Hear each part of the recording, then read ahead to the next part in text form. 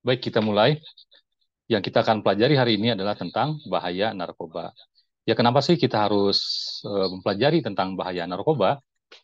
Karena narkoba ini adalah di Indonesia sudah menjadi suatu keadaan yang darurat. Indonesia ini sudah darurat narkoba. Seperti yang dikatakan oleh Presiden kita, Pak Jokowi, dalam setahun ini yang sudah meninggal itu kurang lebih 18.000 akibat narkoba.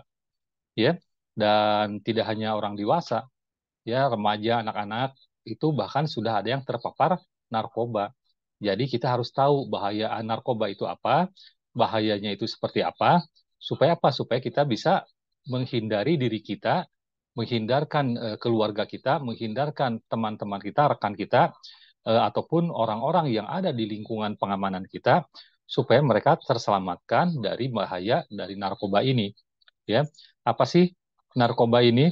Narkoba ini adalah singkatan dari narkotika dan obat-obat bahan berbahaya. Istilah lainnya adalah NAPSA ya. Jadi NAPSA ini singkatan dari narkoba, psikotropika, dan zat-zat adiktif. Nah, apa yang dimaksud dengan narkotika? Narkotika adalah zat atau obat yang berasal dari tanaman, ya, atau bukan tanaman, zat sintetis atau bukan sintetis, yang dapat menyebabkan penurunan atau perubahan kesadaran. Ya, jadi narkoba ini bisa mengakibatkan perubahan dari kesadaran kita.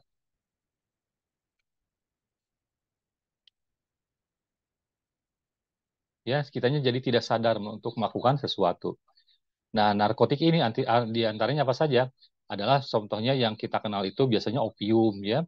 Ada opium, ada candu, ada morfin, ada kokain, ada ganja dan sebagainya. Nah, apa yang maksud dengan ketergantungan narkotik?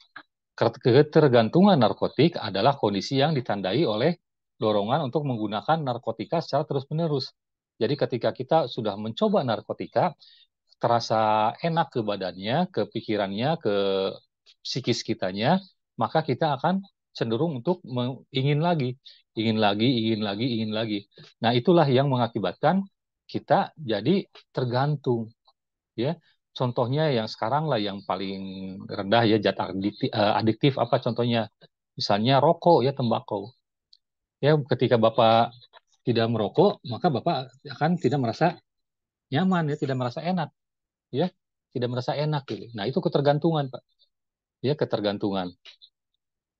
Dan ketergantungan ini apabila penggunaannya dikurangi atau dihentikan secara tiba-tiba menimbulkan gejala fisik ya. Contohnya apa? Contohnya orang ketika sakau misalnya. Nah, seperti itu ketergantungan dari narkoba. Nah, apa yang maksud dengan zat psikotropika? Psikotropika ini adalah zat atau obat baik alamiah maupun sintetis atau bukan narkotik yang berkhasiat mempengaruhi susunan saraf yang menyebabkan perubahan pada aktivitas mental dan perilaku seseorang. Bayangkan, mentalnya dan perilaku orang yang sudah terkena zat-zat psikotropika ini akan berubah, ya. Itu bahayanya. Apa sih contohnya dari zat psikotropika ini? Jadi antaranya adalah yang kita kenal itu misalnya pil BK ya, yang beredar di masyarakat, ada ekstasi, ada magadon, ada LSD, yang banyak ada sabu-sabu dan juga dimasukkan itu obat-obat daftar G. Apa sih yang dimaksud dengan obat daftar G? Nah, ini Bapak-bapak, Ibu-ibu, ya anggota Satpam harus tahu ya apa yang dimaksud dengan obat-obat daftar G. Karena apa? Karena obat-obat daftar G ini sangat mudah didapatkan. Ya, kalau bapak-bapak di lingkungan bapak-bapak itu ada warung, ya warung lah, kios gitu ya, yang nampak sepi, tapi tiap hari, tapi dia bisa tidak tutup gitu. Ya bahkan 24 jam. Ya yang ditampilkan di depannya apa? Misalnya hanya sampo, eh, deterjen, sabun-sabun gitu. Kelihatannya nggak ada yang beli. Tapi kios itu tetap buka bahkan sampai malam. Ternyata apa? Ternyata banyak dari kios-kios yang seperti ini, mereka itu tampilannya aja kamuflasenya adalah kios. Sebenarnya mereka menjual obat-obatan terlarang. Ya, atau misalnya apa? Atau minuman-minuman keras. Ya, jadi perhatikan apabila di sekitar area tempat kita berjaga, bertugas, ada warung-warung seperti itu, dipantau. Jangan sampai ada gangguan keamanan yang menyebabkan gangguan keamanan ke area kita. Ya, nah, Badan Narkotik Nasional atau BNN itu mengungkapkan bahwa obat daftar G ini berpotensi menjadi narkotika jenis baru.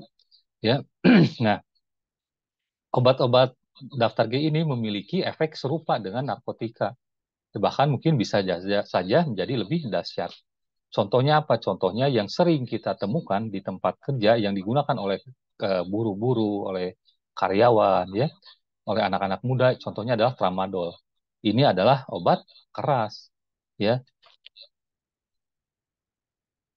Nah, apa yang maksud dengan daftar G? Daftar G ini artinya Gevalgic, ya, itu bahasa Belanda yang artinya adalah obat keras. Ya, dan menurut keputusan Menteri Kesehatan, itu obat keras ini penggunaannya harus dengan resep dokter. Nah, karena apa? Karena obat daftar G ini termasuk golongan psikotropika. Ya, jadi harus dengan resep dokter. Ya. Nah, menurut BNN, psikotropika adalah zat atau obat yang bekerja menurunkan fungsi otak setelah merangsang susunan saraf pusat. Ini bisa menyebabkan apa? Bisa menyebabkan halusinasi. Ya, orang menjadi berkhayal, berilusi, ya, mengganggu cara berpikirnya, adanya perubahan perasaan yang tiba-tiba. Nah, orang obat-obat ini dilarang diresepkan dalam jumlah banyak. Karena apa? Bisa menimbulkan kecanduan. Jadi apa yang harus Satpam lakukan? Misalnya ketika bagaimana Satpam melakukan cek body misalnya, ya, ternyata ada obat-obatan. Nah, dari mana Satpam bisa tahu bahwa itu adalah obat yang dilarang? Itu secara umum di bungkusnya atau di dalam blisternya, ya, itu akan tertulis, akan tercantum bahwa obat ini adalah obat keras dan ada tulisannya harus dengan resep dokter.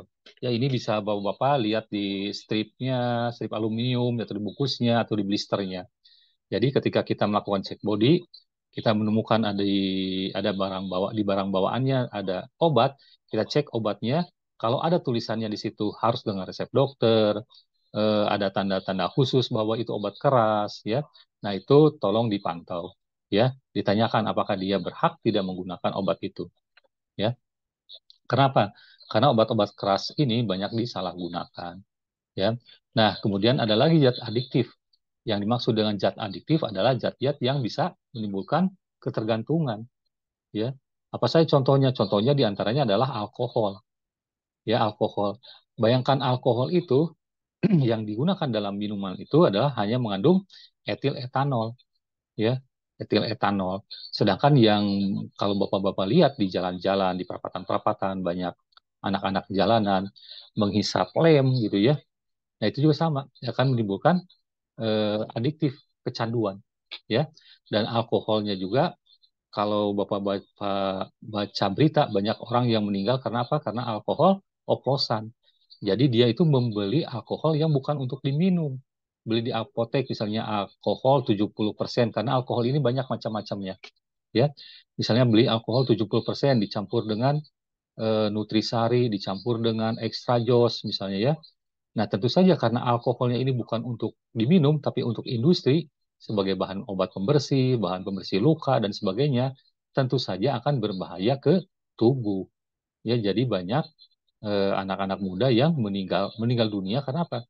Karena mengkonsumsi minuman yang bukan untuk diminum, gitu ya. Karena alkohol itu alkohol beda-beda, ya.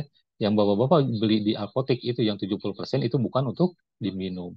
Ya, kemudian juga bahwa kita lihat ya banyak yang ada dari lem perekat, ya, dari aseton, itu hati-hati, itu akan merusak ke pikiran, ya, ke saraf kita. Kemudian kita juga lihat ada yang nikotin, ya, sama, nikotin ini di rokok itu menyebabkan ketergantungan, menyebabkan adiktif. Orang yang merokok itu bisa berhenti merokok. Saya dari muda itu sampai tahun 2013 itu perokok berat, Pak. Sehari itu bisa sampai satu bungkus sampai satu setengah bungkus. Ya, Pak, Sempurna Mile. Saya pilih yang dulu itu yang paling rendah tarnya, ya, Sempurna Mile. Tapi akhirnya saya bisa berhenti total. Di tahun 2013 saya berhenti total, berarti sudah 10 tahun yang lalu saya berhenti merokok. Ya. Kemudian kafein, sama kafein ini adalah juga zat adiktif yang membuat kita kecanduan. Nah, narkotika bisa digolong-golongkan. Ya, ada beberapa penggolongan dari narkotika. Di antaranya adalah narkotika golongan satu. Contohnya apa? Ganja, heroin, kokain, opium, ya. Ada juga narkotika golongan dua. Contohnya apa? Morfin, ya, petidin dan lain-lain. Kemudian ada golongan tiga. Contohnya metadon, ya. Nah, golongan-golongan narkotika ini, kalau menurut berdasarkan Undang-Undang Nomor 35, itu kalau golongan satu itu dilarang digunakan dalam pengobatan atau layanan kesehatan. Ya, kita lihat tadi golongan satu itu ganja, heroin, kokain, dan opium. Ya, nah di Indonesia ganja itu belum boleh dijadikan sebagai obat. Ya beda kalau misalnya di luar negeri, di Amerika atau di mana ya, itu sudah boleh digunakan. Tapi kalau di Indonesia, menurut peraturan perundangan ya, itu masih dilarang digunakan dalam pengobatan dan pelayanan masyarakat. Ya, tapi bisa digunakan terbatas untuk penelitian dan rekomendasi atas rekomendasi dari Kementerian Kesehatan. Ya, nah kalau di golongan dua itu bisa digunakan dalam pengobatan sebagai pilihan terakhir. Artinya apa? Artinya obatnya itu ternyata ada efek ke tubuhnya. Kenapa? Dan karena bisa menyebabkan ketergantungan. Ya, eh, kalau bapak-bapak lihat ya banyak merek-merek obat yang digunakan itu ternyata obat adalah obat-obat penenang untuk orang-orang yang gila, misalnya ya, yang ngamuk, digunakan oleh orang-orang yang sadar. Bayangkan efeknya, ya. Jadi golongan dua ini, contohnya tadi ada morfin, benzodiazepin, betamol, petidin, dan lain-lain itu bisa saja digunakan dalam pengobatan sebagai pilihan terakhir. Ya, tapi ini bisa menyebabkan ketergantungan. Dan kemudian ada golongan tiga. Golongan tiga ini digunakan dalam pengobatan, bisa menyebabkan ketergantungan yang ringan. Ya, contoh golongan tiga itu tadi adalah metadon, misalnya seperti itu. Nah, apa sih efek dari narkoba? Ya, efek dari narkoba itu yang kita lihat itu narkoba bisa menyebabkan orang berhalusinasi. Ya. Orang itu jadi berhalusinasi gitu. Dan bisa menyebabkan lebih senang, bersemangat. Saya pernah punya kenalan, dia itu suka ngedugem. Ya, di dugemnya dia suka minum minum obat-obat terlarang ya. Saya nanya, kenapa sih kamu suka minum obat-obatan?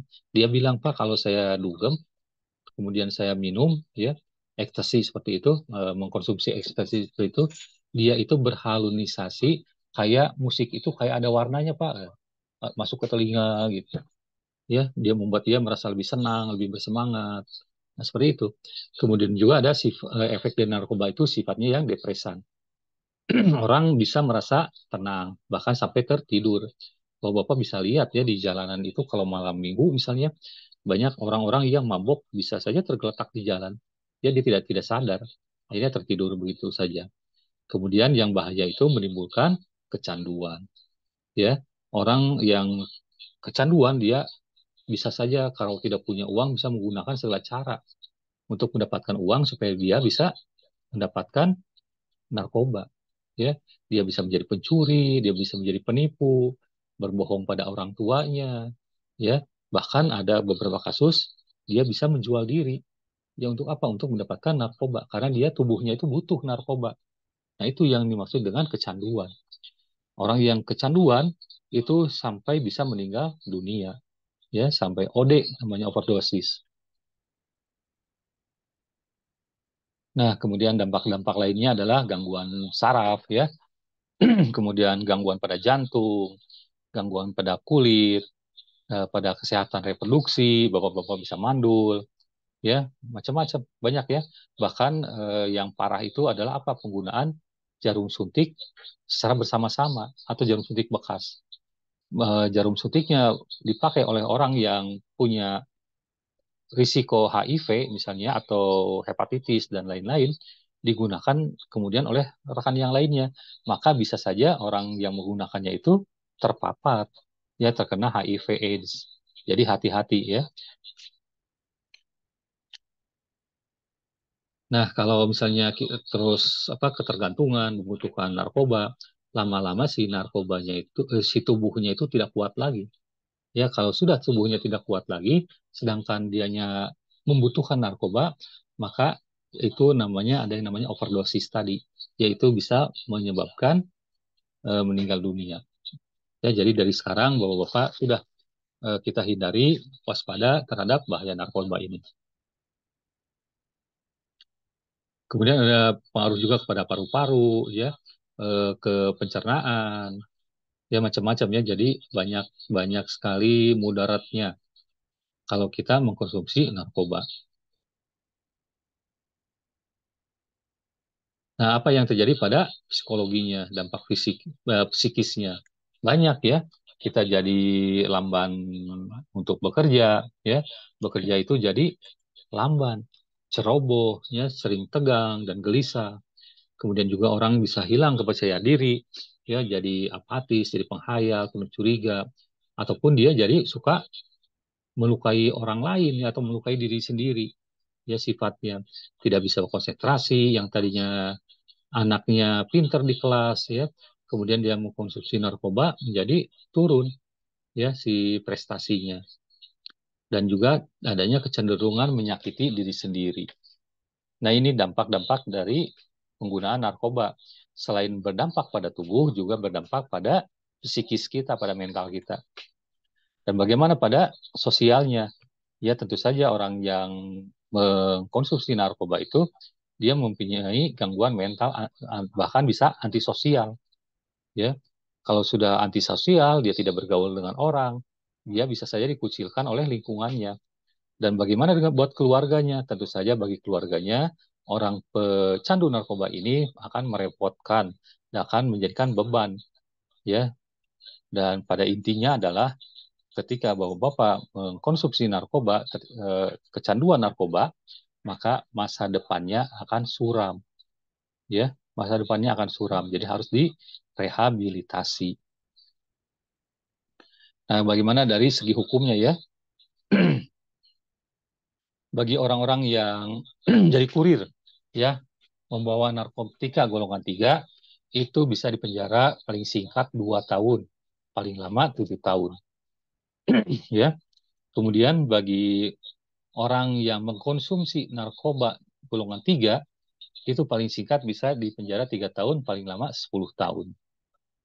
Nah, pada pasal 127 mengenai penyalahgunaan narkotika, untuk penyalahgunaan narkotika golongan 1 bagi diri sendiri itu bisa dipidana penjara paling lama 4 tahun. Dan untuk golongan 2 paling lama 2 tahun, untuk golongan 3 paling lama 1 tahun. Nah, apa saja sih tokoh-tokoh di dalam lingkaran narkoba ini? Banyak ya. Silakan yang belum mengisi absen, silakan isi absensinya, tuliskan di chatnya, tuliskan nama dan nomor badge serta lokasi tugas.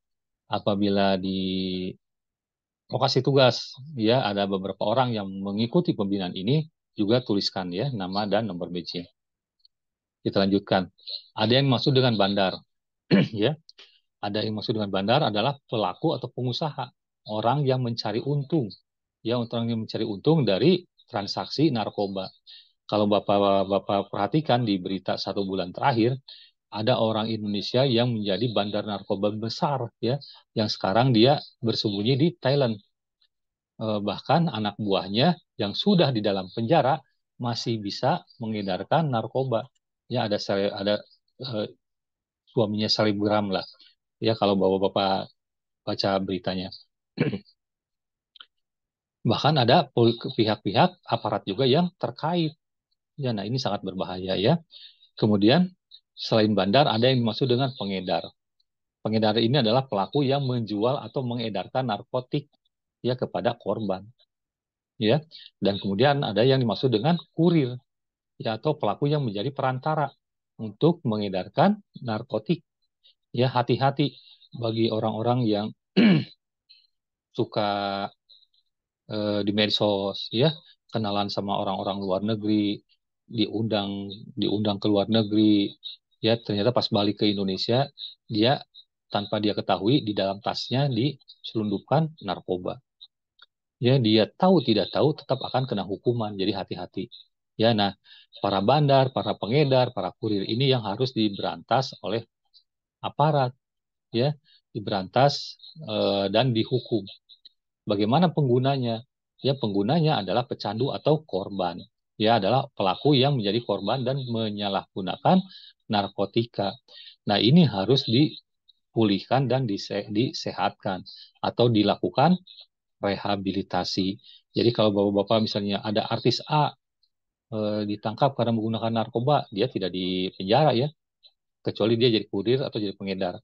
Tapi dia dimasukkan ke dalam tempat rehabilitasi.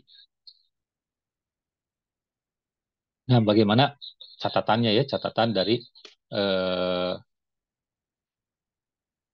penggunaan ya narkotika berdasarkan ketentuan apa berdasarkan tertentu ya, hal-hal yang tertentu. Contohnya apa? Contohnya penggunaan di pedesaan dan di perkotaan. Kalau di pedesaan ya sampai tahun 2021 itu pengguna pria lebih banyak dari pengguna perempuan ya, sedangkan kalau di perkotaan juga sama ya. Yang menggunakan narkotika itu pria lebih banyak daripada wanita ya, dan risiko perempuan terpapar narkoba dalam setahun terakhir ini meningkat ya. Jadi walaupun begitu banyak perempuan yang jadi korban narkoba ya. Ini menurut jenis kelamin dan tempat tinggalnya. Jadi ternyata tidak di kota saja ya, di pedesaan pun banyak. Nah, ini pola penyalahgunaan narkotikanya ya. Jenis narkoba yang paling banyak dikonsumsi tahun 2021 ya, ini paling banyak adalah ganja ya.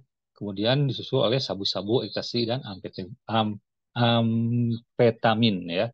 Nah, itu ya, jadi paling banyak itu orang konsumsi ganja. Hati-hati ya. Kemudian kalau lima jenis narkoba ya, itu ganja, sabu, dextro tuh, pil-pil dextro itu ya, nipam atau pil koplo atau ekstasi tadi ya. Nah, ini mayoritas dikonsumsi paling banyak ganja. Dan umur rata-rata penggunanya adalah 19 tahun. Ini rata-rata pertama kali dia menggunakan narkotika itu kalau di pedesaan itu banyaknya umur 19 tahun. Sedangkan di perkotaan itu umur 20 tahun. Jadi orang-orang yang baru lulus SMA misalnya ya, ingin mencoba hal apa pergaulan baru, terpapar oleh narkoba. Jadi yang paling banyak itu ganja. Kenapa paling banyak ganja? Karena apa? Karena di rata-rata orang Indonesia itu banyak yang perokok, Pak. Nah, itu dimulai dari sana. Dimulai dari merokok, ya, kecanduan merokok, kemudian nongkrong, temannya nawarin ganja, ya dihisap. Nah, itu. Ya, jadi di Indonesia itu banyak yang terpapar oleh ganja, ya. Nah, di mana sih menurut penelitian pertama kali sumber dia mendapatkan narkoba? Ya, berdasarkan penelitian, mayoritas penyalahguna narkoba itu pertama kali didapat dari teman atau pacar. Ya, bayangkan itu 88% orang pertama kali menggunakan narkoba dapat narkobanya dari temannya. Artinya apa? Artinya bapak, ibu-ibu harus memperhatikan circle-nya, pertemanannya, ya. Dengan siapa kita berteman itu harus benar-benar dipilih. Ya, kita tidak bisa lagi misalnya memberikan ke anak-anak kita ya, banyak mungkin bapak-bapak yang sudah punya anak yang remaja, tidak bisa kita menginfokan ya ke anak-anak, ya silakan bertemanlah dengan banyak orang, ya bergaullah seluas-luasnya. Kita yang nyaring, tidak bisa gitu, Pak. Ya, karena apa? Karena bahaya sekali yang namanya teman ini. Kalau anak-anak Bapak berteman dengan anak-anak yang baik, insya Allah anak Bapak jadi baik.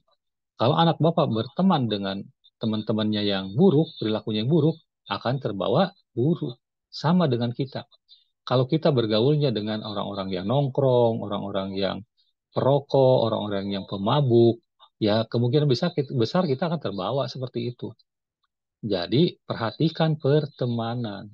Ya, banyak hadis, ya ada hadis juga yang menyatakan tentang masalah pertemanan ini.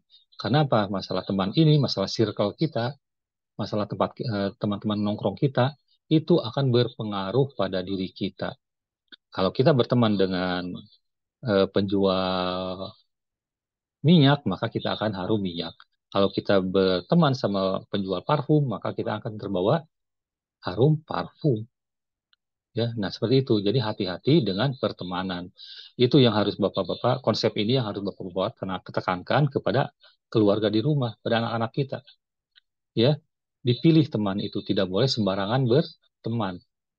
Anak-anak Bapak nongkrong sama para perokok, ya kemungkinan besar anak Bapak juga bakal nyobain rokok. Anak-anak Bapak itu berteman sama orang-orang yang suka kabur dari sekolah, yang suka bolos, kemungkinan besar anak Bapak juga pasti akan terbawa suka bolos. Ya, nah ini harus hati-hati. Ya, perhatikan pertemanan kita, perhatikan circle kita. Jangan sampai kita terbawa. Jangan sampai kita terbawa oleh teman-teman, oleh lingkungan kita, oleh circle kita. Ya. Kemudian alasannya, ya. Nah, sama alasannya juga paling banyak itu terkena bujukan dari teman, ya. Setelah ada bujukan dari teman, maka dia ingin mencoba. Ya, nah itu paling banyak, ya.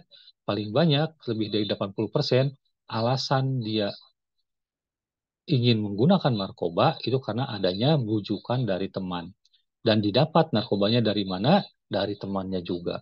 Jadi sekali lagi hati-hati dengan circle kita, hati-hati dengan pertemanan kita, waspadai anak-anak kita jangan sampai terpapar oleh teman-teman yang buruk ya, yang membawa pada hal-hal yang buruk.